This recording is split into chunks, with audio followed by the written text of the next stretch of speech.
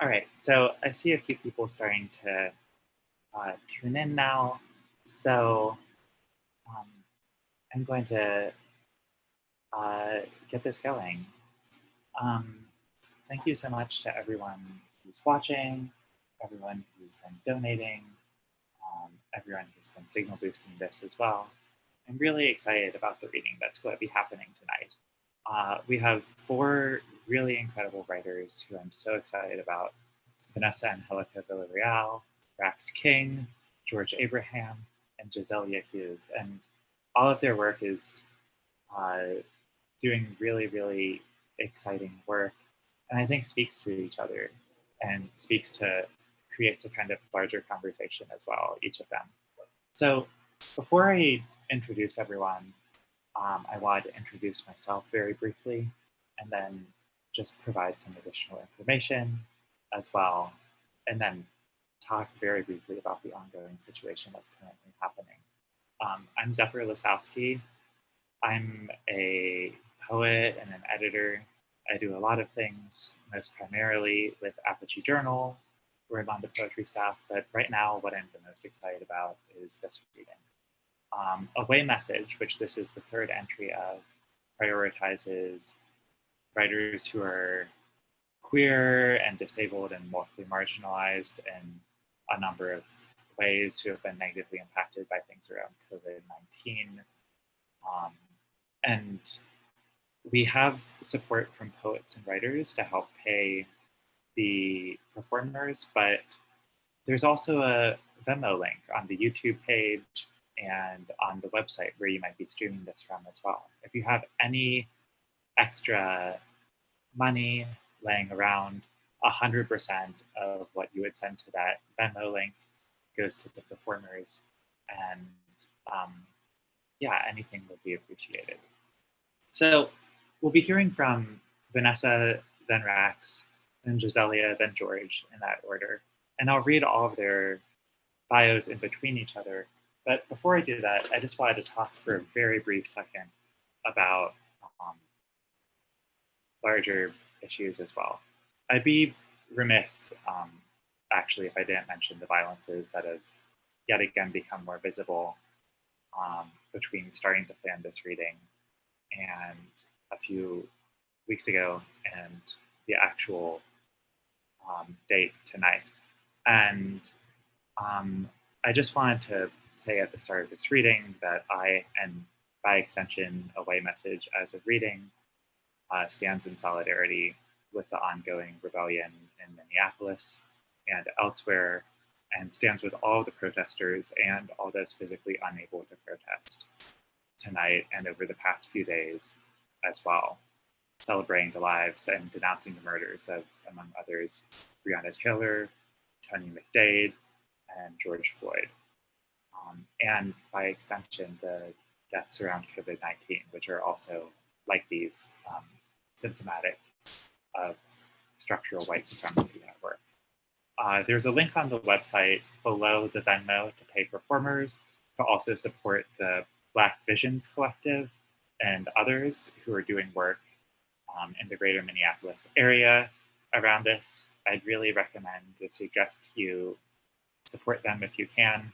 But finally, I just wanted to affirm my stance and the importance of Black futures, joys, work, and life throughout this series and throughout my larger arts practice as well. So with that said, thank you again for everyone who is tuning in. And I just wanted to take a moment to introduce our first reader. And I will be doing that once I find the bio that I foolishly put on my phone instead of putting right in front of me. Vanessa Angélica Villarreal was born in the Rio Grande Valley to Mexican immigrants. She's the author of the 2019 Whiting Award-winning collection Beast Meridian, which came out from Noemi Press in 2017, is a 2019 Kate Tufts Discovery Award finalist, and is the winner of the John A. Robertson Award for Best first book of poetry from the Texas Institute of Letters. Her work has appeared in the New York Times, Paris Review, the Boston Review, Los Angeles Review of Books, the Rumpus, the Academy of American Poets Poem a Day, Buzzfeed Reader, and Poetry Magazine, among others, where her poem F equals Root times Future was honored with the 2019 Friends of Literature Prize. She's a recipient of fellowships from CantoMundo and Jack Jones Literary Arts, is a doctoral candidate in English literature and creative writing at the University of Southern California in Los Angeles, and is raising her son with the help of a loyal dog. Please help me in welcoming Vanessa. Thank you so much. Thank you so much, Zephyr. I'm really honored to be here with everybody, especially people like whose writing has been so nourishing, especially in these last few months and this past year. So I'm really honored to be here with you all and to virtually meet you. Hopefully we'll be able to hug one day, maybe next year, who knows. So I just wanted to, I have a really hard time deciding what to read tonight, especially with everything that's going on in the world. It just feels like a lot of work just feels insufficient for this moment. So I actually came back to my book to find a poem about the sort of white supremacist education we all have to kind of contend with and learn from a very young age. And so I'm going to read part of my Assimilation Rooms sequence. And this poem is called Assimilation Progress Report.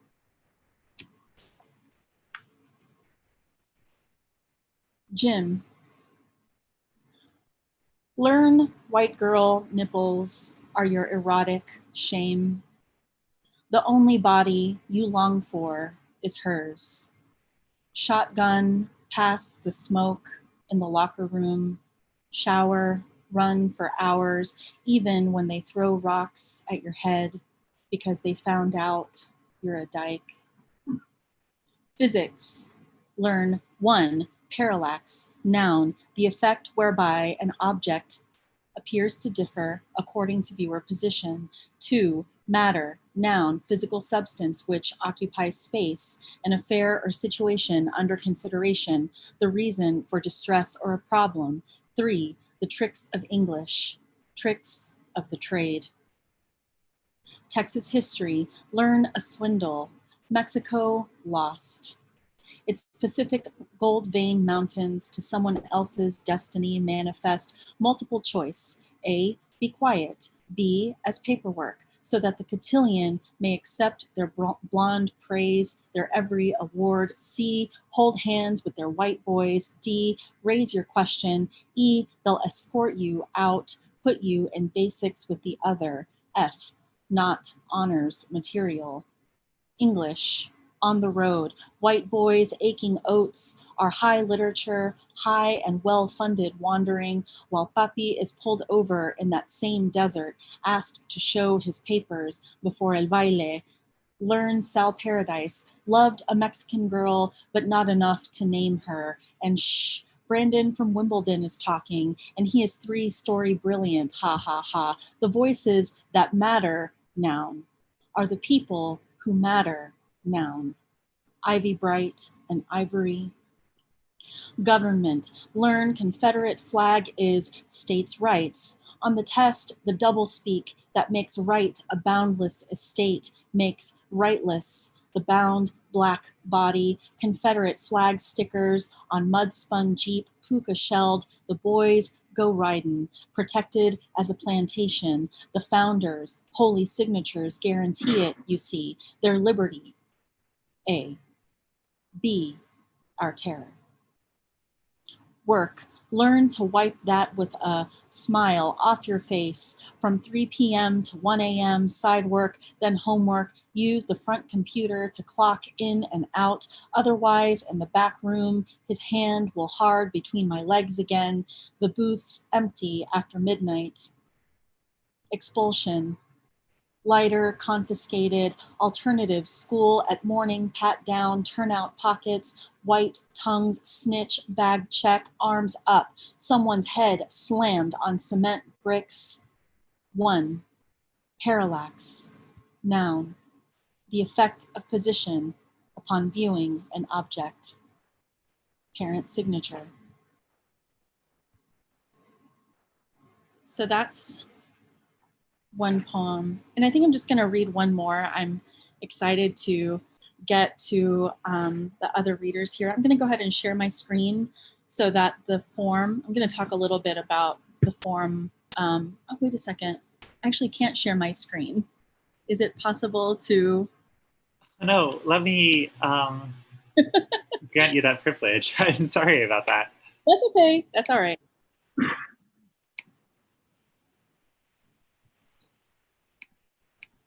Anyway, in the meantime, while Zephyr is figuring out the Zoom stuff, I read this incredible article by Charles W. Mills called White Time. And essentially what it talks about is how time or temporal inequality is one of the many unseen conditions of race and racialization. So, you know, in terms of, you know, lifespans diminishing on the part of Black folks and people who endure racialized labor, they increase lifespans on the side of whiteness. You know, history is this contested space where, you know, once, you know, the narrative of discovery happens in the Americas, right? History from the point of encounter starts to disappear, right? These cultures start to disappear. Memory starts to disappear. Memory becomes a contested ground. Time becomes a contested ground. History is this contested ground. And so, you know, you start to notice this sort of disappearing of time in historical context to make way for this other timeline. So that's where that form came from. Did you figure out the screen sharing, Zephyr? So it's taking a moment, but I could share my screen since I have a copy of your poem up there and then just scroll up and down if that works. Yeah. All right. And what was the one that you were planning on reading? It's Root Future. Oh, yes, yes, yes. Okay. Pulling that up right now. Thank you for your patience for this unanticipated technological snafu.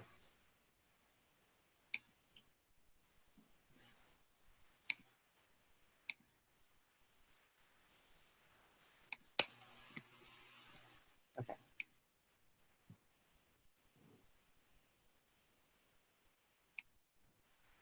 And if not, I can just start reading it. That's okay. It's not a big deal. I just, for accessibility issues. No, of course. Okay. Let me. All right. Can you see the screen now? Yeah. Okay. Okay. Okay. So this is Root Future. Year 0. Matrilineal equals repeat. Cycle, inherit, does not exist. 0 equals Carmen. Blooming ranch field, a throat packed with cotton, no choice but to marry her eldest off to the hoof-beaten storm. 0 equals Angélica. Escape the hoof-beaten storm, escape the garnet-eyed doctor, escape the stillborn country that pummels you to rags. 0 equals Sylvia. English synonyms for future. Escape, amnesty, green card, possibility, dream, I promise, I will, I do, pregnant, labor, indebted, hospitalized, soul, provider, burden, loan, insufficient. 0 equals Vanessa. Witness this pattern now cycling into me. Again, lost eddies of time, lost again. I submerge my body in the river of unclaimed memory. Swim again to its cervix and speak into the sea. I did everything I was supposed to do, and still an unbroken line of broken lines. 1 equals Joaquin. If someone is going to make it out of this dream alive, let it be you upbraiding from me. Let it be that this cord, its arcing line, when viewed from above, is an infinite field. And let the field open for you like a bell, its bend veined with a lace of new stars, and let each new star echo on earth as a blossom, bursting from the black, so that you, born from this blood-dark grief marbled with error, can still be perfect. Let every good beast carry you in its eye, open with wild knowing. And let every sagging telephone line carry my voice to you when I'm gone, when you're lonely or scared. And in a sleep soft drift, you'll think you hear me in the kitchen. And yes, there we are again, reflected in the bend of the steel spoon, the milk still spinning as we lick off the chocolate. And there we are again in the rust-burnt dusk, embers whirling off the mountainside, the last sight we'll ever have of an ocean. And yes, I'm sorry. I am so, so sorry. What else could I have done to stop the cell from splitting? Year 1, set, patrilineal equals new, AD, T equals timeline, D equals discovery, conquest, conquest, conquest, conquest, conquest, conquest, start chronometer, start collective memory, start archive. Before the ship's arrival, there is no history. Any subject exhibiting any of the following conditions will be removed and denied re-entry into real time. Undocumented, uncivilized, uncontrollable, unskilled, unwell, unaccompanied, unassimilated, uncolonized, unclean, unintelligible, unclaimed, unmarried, unattractive, unbecoming, unemployed, unauthorized, unprofitable, uninsured, underfoot, disabled, disappeared, diseased, disadvantaged, discarded, disassociated, disordered, dissenting, indebted, prehistoric, pre-agricultural, pre-capitalist, pre-discovery, pre-colonial, pre-Christian, primitivity, pre-literate, precarious, prey. Real future function. Function, time, discovery time equals infinity.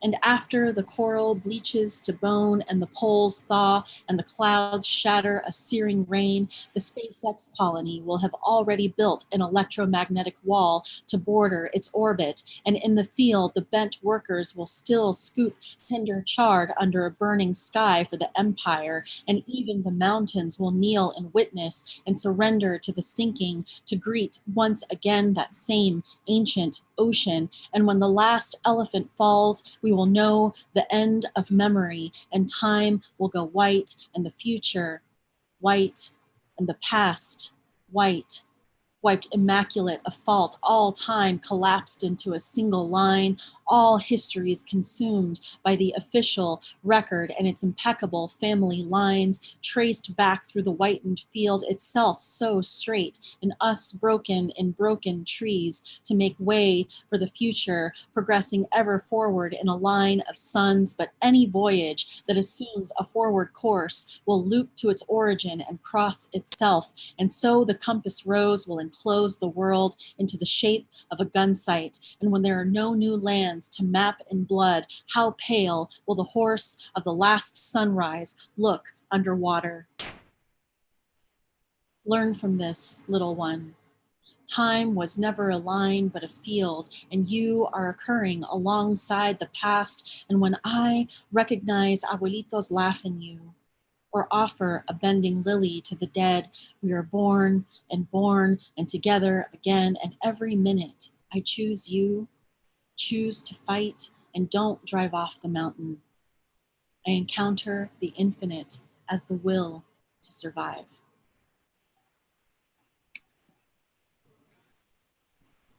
Thank you, everybody. Thank you so much for that.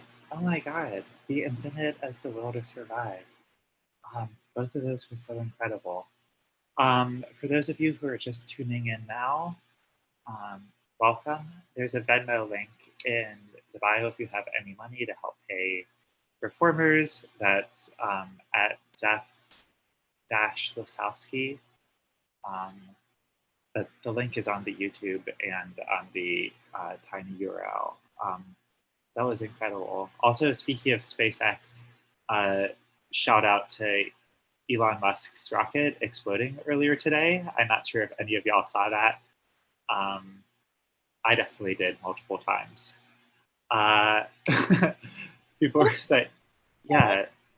Okay, bye everybody. What was that? He's a piece of shit. Oh, absolutely. Absolutely. Wait, critical question. Was he in the rocket when it exploded? Because that would have been better. If we could be so lucky. I don't think he was in the rocket. Otherwise, that probably would have been the main tilt of the news articles. Although, I don't know, I love the idea of Elon Musk being so universally reviled that if he died in a rocket explosion, people would focus on the rocket's casualty rather than his own life. A girl can dream. On that note, I am so excited to introduce our next reader, Rax King. And for those of you who are tuning in as well, there's an access document if you want to follow along. But Rax is a James Beard Award nominated bitch. She's the author of the collection The People's Elbow, 30 recitatives on rape and wrestling, which came out with Ursus Americanus Press in 2018 and is getting reissued with this really gorgeous looking book design this year. And the forthcoming essay collection, Tacky, which is coming out from Vintage Books. What the fuck? And her work can be found as well in Glamour, Catapult, and Electric Literature. She writes a monthly column, Store Bought is Fine, which has hot takes about the Food Network and other things. Please help welcome Rax. Hi, everybody. So I prepared my own set list a few days ago. Things seemed a little bit different a few days ago, and I had the same situation, I guess, today that Vanessa talked about having. Nothing that I have written really feels adequate for this precise moment, and it's sad. It's fucking sad out there, and I hope that everybody's okay, and I am committed to sharing what resources are available to me to share. So that being said, this first poem of mine, I wrote the majority of several years ago when I got arrested for something called public indecency, and then just recently took another look at it and decided to finish it and start reading it places. So they throw girls in jail for that, you know.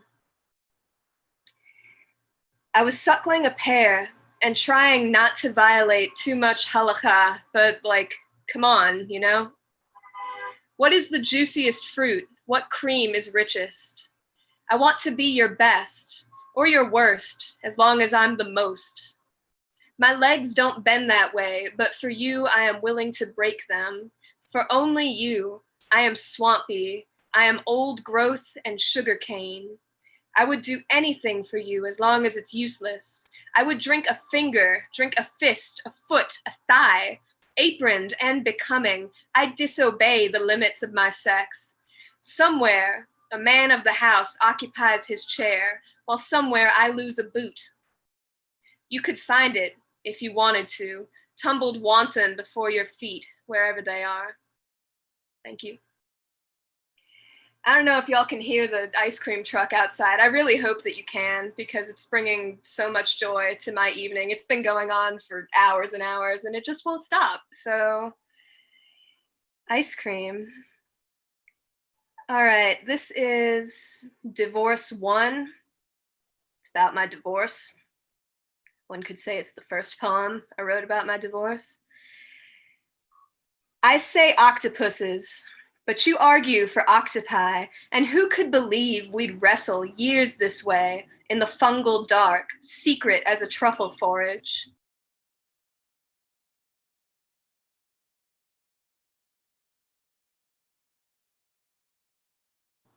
Okay, so I think since we're going again, I think your entire reading was cut, or like half of your reading was cut out, Rex. Do you want to start at like poem number 2 onward again? Poem number 2 is the one that YouTube fucking censored my ass. Oh, they're like no divorcee content. Yeah. Poem number 3, maybe? Sorry about this again. No. This is incredibly funny. Hi, everybody. Okay, so I'm too horny for YouTube, like officially so. I'm going to start reading the poem after the one that they removed the video for, which is even hornier. So here we go. A poem I posted on my Instagram story, hoping a particular man would see, and he did see, and he said it was hot. Desire is a 4-letter word, somewhere between eros and spit in my mouth.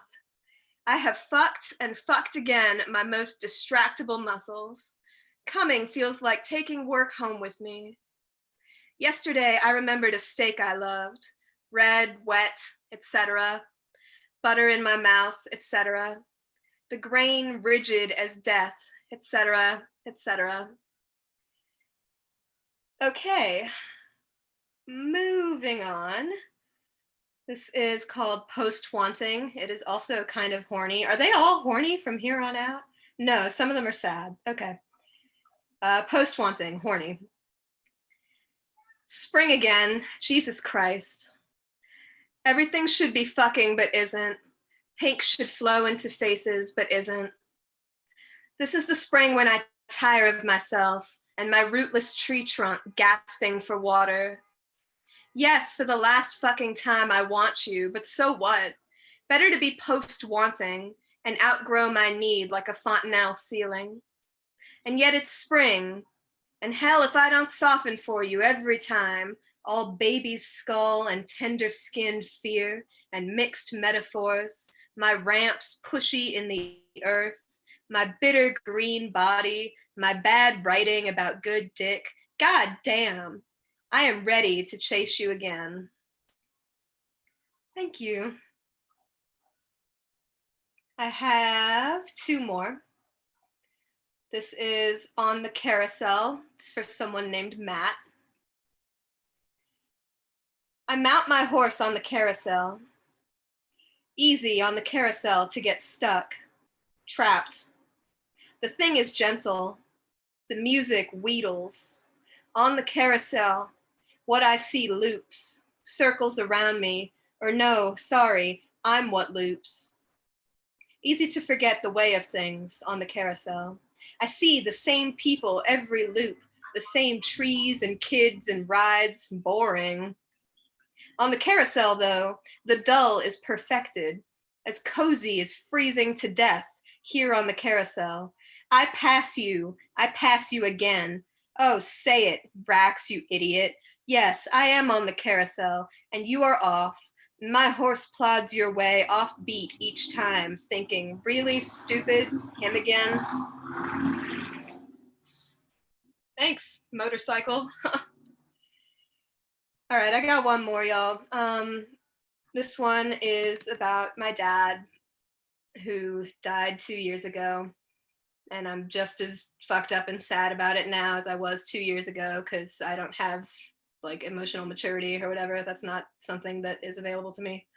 Anthony Bourdain died just after my father, and now nobody is left who can teach me steak. The cook time is evolving. The time is constantly evolving. Do not fucking touch it. Skin like the buckling of old grass. No food isn't a poem. Pepper and the chili shell. Broken beans. Evolution is the cook time is the evolution. Meat thinks how flesh thinks, how body thinks, how leather remembers the stink of the barnyard, how integrity needs an initial lie, how I can force my hands to work when they're bloody, how prisoners and the dead recall the way they liked their eggs. Please, grab the world and never ungrab it. Please, slice into steak too fast and turn the whole world red. Do not fucking touch it, and I never did. Touch me, and I'll touch back. One day, a man I loved was muck and clay. The brain is a devastating accident. Nobody ever had a mind too fine to feed buzzards and worms. Meat can be so live it doesn't get cooked. Tonight I dine on kid skin and calflings. No, I haven't fucking touched it. Thank you.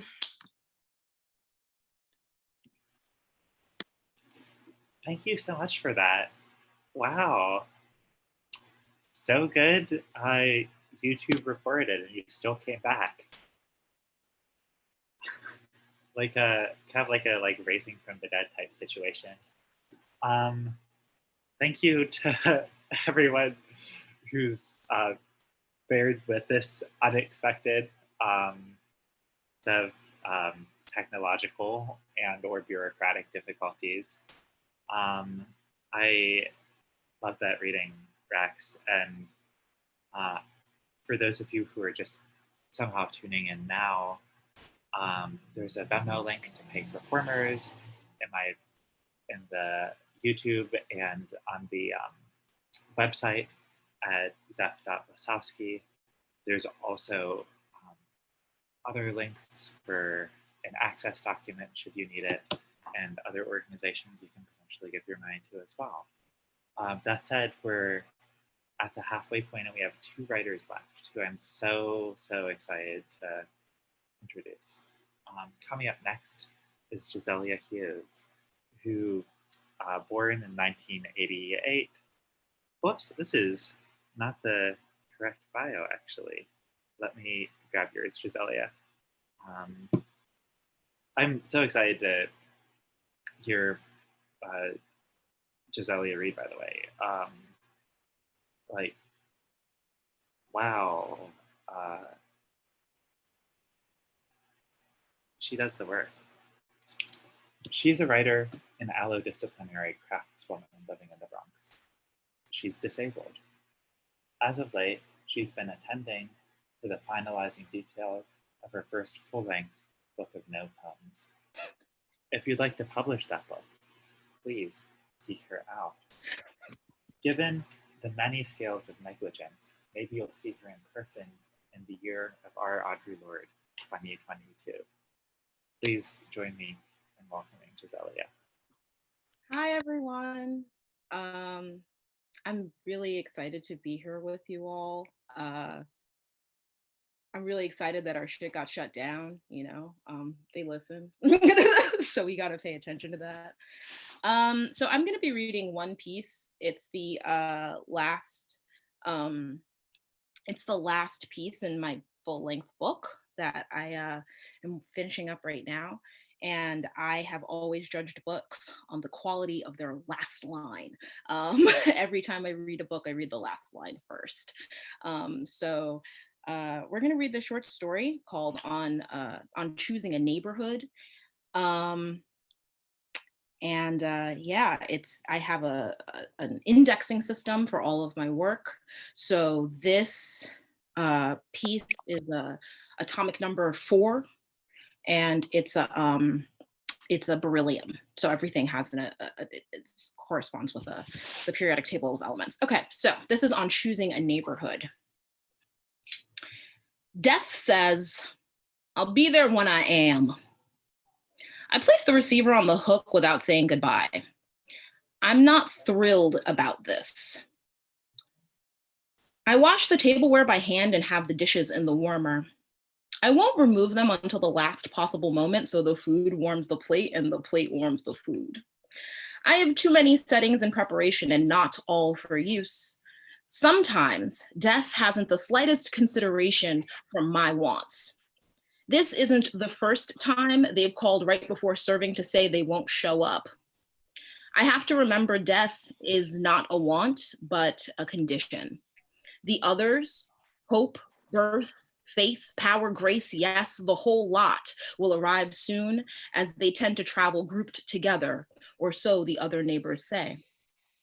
My dress is starched and ironed. The pleats of its skirt make a charming fan. My nails are buffed and painted matte yellow. My shoes are operant and polished. I coiffed my hair using the finest oils money can buy, although money won't be in attendance this evening. Money tends to articulate its presence through a certain absence, shows what it can do before where it comes from. Almost, I respect it. Almost, I understand. Money is a paper body prone to being grabbed and torn and stolen. Its body is a very fragile thing. Traveling, even grouped together, may prove too dangerous for it. I unconcern myself with the things I cannot control and concern myself with the things I can. The sweetness of the stoop starter, the order of songs I will play during the evening, the temperature of my home, the caliber of questions I will ask. The situation isn't as strange as it seems. I won't bore you with the details of event planning, but I will say I moved to this neighborhood anticipating receiving answers. I once lived in the neighborhood of organized religion, where one could consult the gods, but the gods were vaporous and too many of their adherents insisted on showing up to dinner in the gods' place. While I have always had enough food to share, I don't always have the patience to share it. I don't call myself a good person, which has been quite helpful in alleviating the unnecessary overcuriosity in and of one's capacity for shortcomings. The neighborhood of the gods, generally green, temperate, and pleasant, opened too many avenues for people to speak definitively on why without much evidence of how beyond dogma. Why is a barren tree if a soaker hose of how isn't used to water it? So I moved here, the neighborhood of how. The neighbors are as curious as the weather. The weather happens as a riddle, and we figure it out. The weather report is a list of conditions devoid of the approval or disapproval of the person delivering them. In a different universe, listing conditions would be called facts, but here we call them rounds of happening. The neighborhood of how is subject to a lot of difference. Fur hats and stockingless legs on blustery evenings, goose down parkas and bikinis and long sleeve shirts on high humidity mornings. And the difference is well tolerated because all persons in the neighborhood of how have relinquished rights to punishment by judgment and simply do as they see fit in their understanding of how. The journey to this neighborhood wasn't easy. I lived in many other places, the neighborhood of what, absolute yes, impenetrable no, and because. Because was my least favorite, constantly on fire with no directions or desires to draw the fires tame. I took a great deal of time to reach the clarity of mind needed to agree upon the stipulations of living here. When signing my lease, I had to relinquish knowledge and accept persistence to explore. I'd always wanted to live here, but cared too much about knowing to be ready. I spent a lot of time knowing in fixed, half-decorated houses as incomplete as the neighborhoods themselves. But now I ask how, and my home is decorated with all the movables I need, movables I can experience. At 5:30, the doorbell rings. I pinch a pleat to remind myself of its stiffness, to remind myself this is happening, and I am ready to serve the guests who have often served me. I don't look through the peephole, compose my face with my hand, holding my fingers splayed and then drawing them together over my eyes and mouth, and place my hand on the knob. Be as you are, I whisper. I open the door and across the threshold are my colorful guests. Although they're more auras than bodies, many have hands and feet. Come in, make yourselves welcome. I step aside. They pass through the door and glide to the dining room. Their hunger is direct. The square table set for 8, the auras take their places behind the chairs and wait. Hope pairs with love, birth pairs with faith, power with grace, and I with a lone, not a conditional guest, but a long-term cached resident of every house I've lived in. I go to the kitchen and remove the dinner plate, so warm to the touch I giggle. Grace, a purple aura with 3 hands, and power, a clear aura with 2 feet and a staff, join me and say in unison, need help? I turn to them and wonder why I didn't ask for help. A significant part of learning how is learning how to phrase, which really means learning how to identify the distance of vulnerabilities. Does vulnerability inhabit the length of a slip? A fall exposing dishes now shatter as surrogate panels of care gifted to you by someone who no longer can live in neighborhoods like these. What's the distance of loss? Yes, I do need help. May you help me. Power touches its staff to my leg, and I feel forgiveness rush into the house, embrace me kindly, and barrel through the unopened back door. Grace grabs the plates from my arms and floats back to the dining room. I exhale. I return to the dining room carrying a silver tray with the soup starter. The guests are seated. While only birth has a mouth, I sense they are all smiling, and I smile too. Love, a mammoth green aura that speaks in song, asks, "Do you want to serve dinner, or should we serve ourselves?" I settle in my chair. A scroll of worry unfurls in the wrinkles on my forehead, and I pause, mouth open but unmoving. Hope, the body of the bunch, is Lilliputian and sturdy with the head of a cyclops, the rest of its body covered with pairs of eyes. We will believe no less of you if we are to serve ourselves. We are more than what we make and take. We are what we can do and give. Hope speaks through a series of blanks that writes words in the air for us all. Birth and faith, conjoined and contrasting pinkish auras, say, "Leave it to hope to put on a flickering light show for every little thing love does." We all laugh, and the scroll of worry wraps itself up. I soften my eyes and say, "Yes, among friends, we serve ourselves and each other." The guests radiate joy, a hovering light that switches on when laughter is thick, and the house is full with warm candor. The pleats of my dress lose their shape, a fan now a curtain. My hair frizzes out of its prescribed style, and my head reveals its crown, a thick black bush of penspring coils. Dinner lasts for many hours. Birth and faith chat the most. Faith speculates the plausibility of inconceivable phenomena. Birth travels between dimensions of space and time to bring the inconceivable into being. Between the second and third courses, a bleeding baby goat in a sequin jacket meanders into the dining room, all because Faith suggested it would be funny. Power agreed by striking down its staff, and Birth opened its mouth to expectorate it. Grace asks questions like, "How do you bring about peace?" And Power asks questions like, "Whose peace? Where do they live? Do you know if they even want to be here with us?" Power doesn't know who anyone is and asks for people to identify themselves first. I like Grace and Power because they don't rule by force, but persist through inquiry.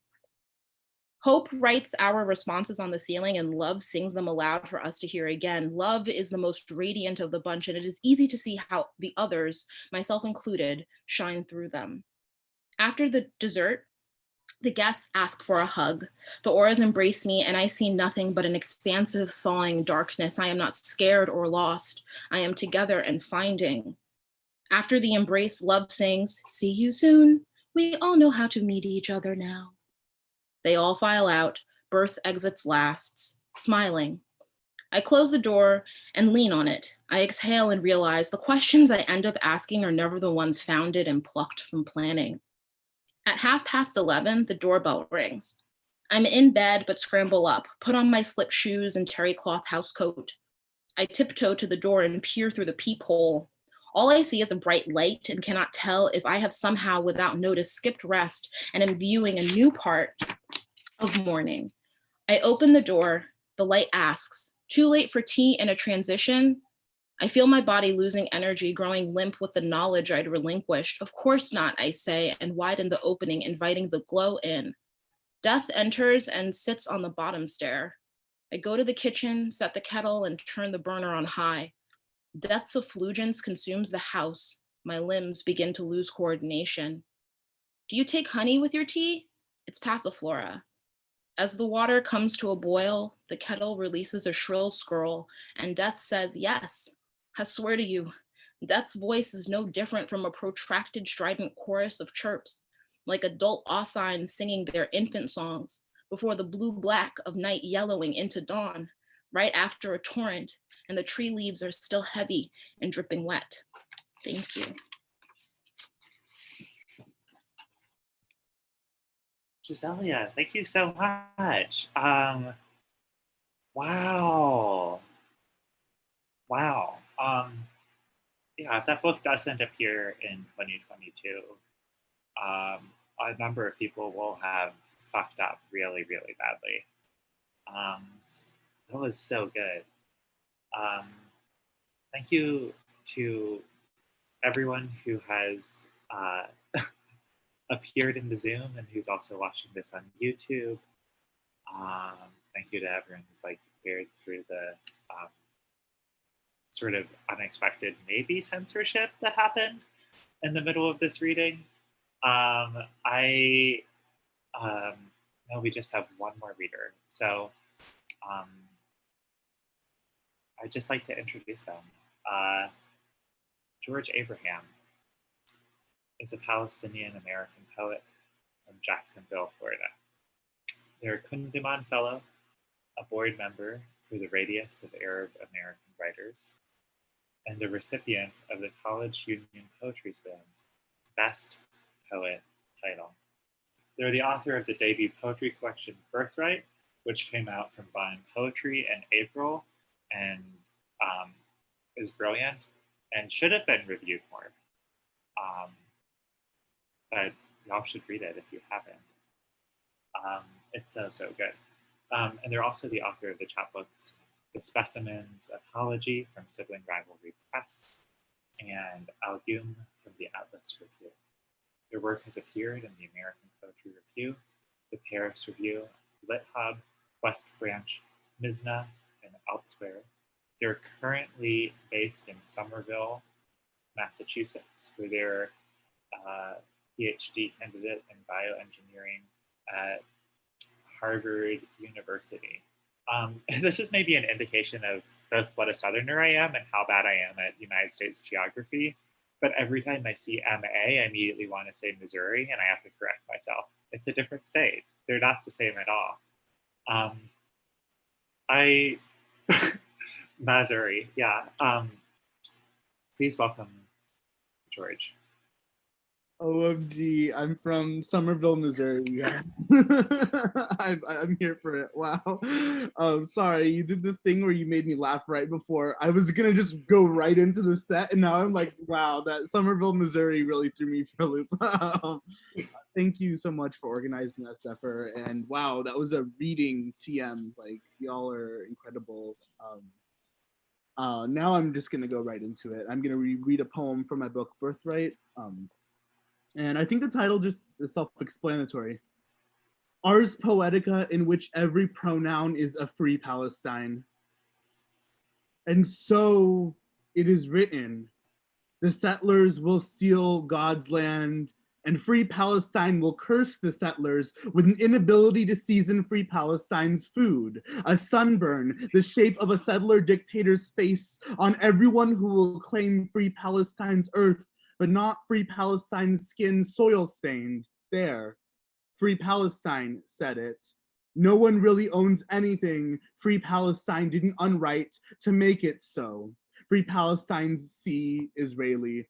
Free Palestine's sky, Israeli, but not free Palestine's thunder. The blame will always be free Palestine's, and so this will be called an accurate history, the expense of free Palestine's visibility willed in bloodied cloth or paper. Free Palestine's longest suicide. Free Palestine will die in jail and become Israeli. Free Palestine will die in protest and become kites on fire. Free Palestine will call Hamas fable of every headline. Israeli falafel so dry, free Palestine could start an intifada with it. Headline, free Israeli falafel so dry, free Palestine could free Palestine with it. No, free Palestine will never give free Palestine's self a name not rooted in upheaval. Free Palestine hyphenated by settler flag. Free Palestine hyphenated by settler pronoun. Free Palestine will not pledge allegiance to Arabic or English. Free Palestine will transcend English. Free Palestine will exist in no language. Free Palestine will write poem of olive tree and checkpoint with no free Palestine to be found. Free Palestine will name the violence and never the resurrection. Like free Palestine hasn't survived impossible histories to get here. It is written, the blood will be on free Palestine's hands. Might as well paint free Palestine's nails while we're at it. What? Is this not what free Palestine expected? Did free Palestine not think free Palestine would have the last laugh all along? Thank you all. So like the other folks who have spoken before, I think this is a weird and difficult time to even think about like reading my poetry, especially given the like circumstances surrounding the murder of Floyd being that Arabs were very directly complicit in all of this. And I just feel like the need to say something about that, and Arabs who are watching, y'all need to step up and also not defend Arabs in this moment. The point isn't about Arabness. The point is about addressing anti-Blackness, and anyone who is doing anything to counter that, like, just know that y'all are countering a movement and taking up space where you don't belong. So like, don't argue, just like, we need to address anti-Blackness, period. We all have been needing to address anti-Blackness for a while. So that's all I want to say right now about that. I'm going to read a new poem. I was really, really unsure about this, but then actually Vanessa's last poem made me like, OMG, I think we're like psychically like connected, because it's about memory and stuff. It's kind of an afterword to Birthright in a way. I know I just released, so I should read from the book, but like, whatever. It's more of like an afterword to the book in a way. And I think it's gonna be the first poem of the next book. We'll see. It starts with an epigraph from Ocean Vuong. I can say it was beautiful now, my harm, because it belonged to no one else. Afterward, break and leave your husband for me. There was a comma in that sentence, a period maybe, a with at some point too, but I seem to have misplaced them. Is it possible to misplace a husband like that? There are 100 definitions for compactness, the most involving open sets and finite covers, the most boil down to space that is both closed and bounded, though none of them are predicated to one's proximity to singularities or other men. I'm reading a novel about a queer Palestinian with a clinically diagnosed love addiction, and I've never felt more seen in American literature, though love and American here boil down to idea of, hence the infinite folded into a single body, hence a compactification. Romantic, as in more interested in doing a deep reading of The Shallow as sung by Lady Gaga than anything redacted and canonical has ever written. Who am I kidding, said the man as he came inside me. I couldn't see his face, so he didn't have one. Silly silliness. No man ever comes inside me. They only ever come inside. The lines are broken, even if you can't see them that way. You're welcome, for the first draft of this poem was titled At the End of the World, I Still Couldn't Tell You I Love You, though I didn't know who it was to, let alone for. The poem, unlike me, unraveled in couplets, as you might have guessed. At one point, the you in the poem became a multitude. At another, it became a self I didn't deserve. Both were instances of running from. I couldn't trust the poem in my hands after that. Before, Marwa asked me, are you in love or is he just a distraction? I've been thinking about how colonial it is to consider one's fear of dying in a time like any time really. To even write apocalyptic is to assume a certain immortality, a boundlessness. There's an image I've rewritten before of that rough patch of bumpy skin that hugs my tricep like a question mark. The one Marwa noticed at a wine bar, lifted her sleeve and exposing her own said, these are the scars from when they stole our wings, though I don't think the image has found the right poem yet. The assumption being angelic. Shortly thereafter, we had a conversation that led to my first book's title, Birthright. Earlier that day, a man shouldered me into a bus window after glaring at my Palestinians for Black Power shirt. When I turned around, his shirt read Birthright. I confess thereafter, I wanted to steal that word and every word from him, light them on fire. I confess I wrote Birthright for people like him, if only for a single moment.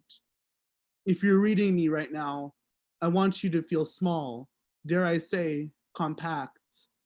Yes, I've considered my skin's betrayal a cloudless example. We can look into the sky and see technically infinite space, yet our memory of it is housed in countable cells. I consider many notions of imagination a kind of compactness in this way.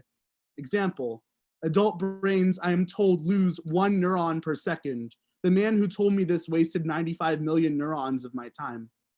With each passing second, I am becoming less and less capable of remembering my own history, my own construct of self, and yet language, as we are told, crystallizes. Consider language and memory as competing processes. I don't think my imagination is brave enough for the poem in this. Don't forgive me for that. The first time I ever saw the word birthright was an email announcing a free trip to Israel for Jewish American high schoolers. I admit that 14-year-old me read the application wondering how easily I could lie myself onto that trip. I didn't understand the bounds, the closings imposed on my Palestinianness then. Or maybe I'm writing to reach that exact self, that exact limitless, who knew that to return is to muscle memory. I constantly fantasize about fictionalizing that memory into a story where a Palestinian boy sneaks onto a birthright trip and with his name, his unaccent fools everyone into thinking he belongs there. Though maybe the real tension was in the divergence of self. The boy makes no friends in the story. The boy doesn't fall into a grand Israeli-Palestinian love affair. In every version of the story, the boy leaves the trip after rediscovering his inhumanity and small talk over baba ganoush, tasting less a failure in proportion than the absence of ash. There was food and reiterations of Palestinian and jokes about under-seasoning in the story, and there it became for who the story wasn't for. In this way, it could have almost been mistaken for a diaspora poem, TM. Though I wanted only to write the story for its ending, the boy running barefoot into the Mediterranean at dusk, whispering back to the waves, "You wouldn't believe how far I've come to tell you this." The two of them laughing like friends from a past life before the police lights is I've returned to the same story again and again. Every time I romanticize the distance between light and pigment, skin and sound, country and memory of. I need memory to be boundless then, more infinite than, don't say border, don't metaphor. I cannot unname the ocean here, and it is almost as unforgivable as a love letter I once wrote ending, "Isn't living for your country just a slower way to die?" Every day is a country I refuse to die for. Aren't you tired of trying to fill that void? Some faggotries are always apocalyptic, even when what others know as world is not disappeared. Somehow a dance, a flight is always. I wonder if years from now, assuming we even get there, someone will look back and write a dissertation on the use of bird metaphors to understand the quote unquote flight of the Palestinian people. Omar says it is so human to leave. And here I consider the opposite of faith as anything but an absence of. Come is the opposite of a promise that I am always, never, someone's lover. Let me try this again. Once there was a wilderness. In mapping, it became a closure. In nation, abounding. In this way, every country is a compactification of self. I told you there was breakage here, even if you could not see it. Consider it a misplaced comma, period, image. I'm trying to reach a you by the end of this, even if it leaves me bending over backwards and kidding myself. Once upon a time, there was the country you left, and there was the country you could return to. Say leave. Call it leaving. Consider the space between those found notions and collapse it into a single wingspan, the way every writing of history is an act of redispossession. Once upon a time, this was all considered a love story. The space between abandonments, a finite, let me try this again. Some notion of world is ending. There's a boy I can only perceive through glass and distance, and I cannot tell him what I can not. I leave him unfinished as a country I cannot abandon. The honesty is as underwhelming as it is compactifying. Gaze into me or gaze into me. The choice is yours. I do not consider myself a multitude or husbanding grief. There's a poem that ends in its own speaker's birth, but I haven't found it yet. There's a poem that swaps every notion of birth and marriage and is okay with living in the brief distraction of its body. Over 1,000 possibilities of self died with this poem. You're welcome to exit, wound. Consider the competing processes, the come and gone. Just leave. I want you to leave me and leave me be. Thank you all so much. Wow, George, oh my fucking God. Isn't living for your country just a slower way to die? Wow. Um, that takes us to the end of the reading. For everyone who's tuned in, thank you so much for watching. Again, if you have any available money, consider donating to Steph-Lasowski on Venmo. It'll all go 100% to readers. And there'll be a pulled together video of this, not bifurcated by clandestine processes. That'll be uploaded to YouTube sometime in the future. I'm so grateful for all of the readers, for all of the space that we've held together. I'm going to go off YouTube now, but thank you again for listening, for reading, all of you, for being here. Take care.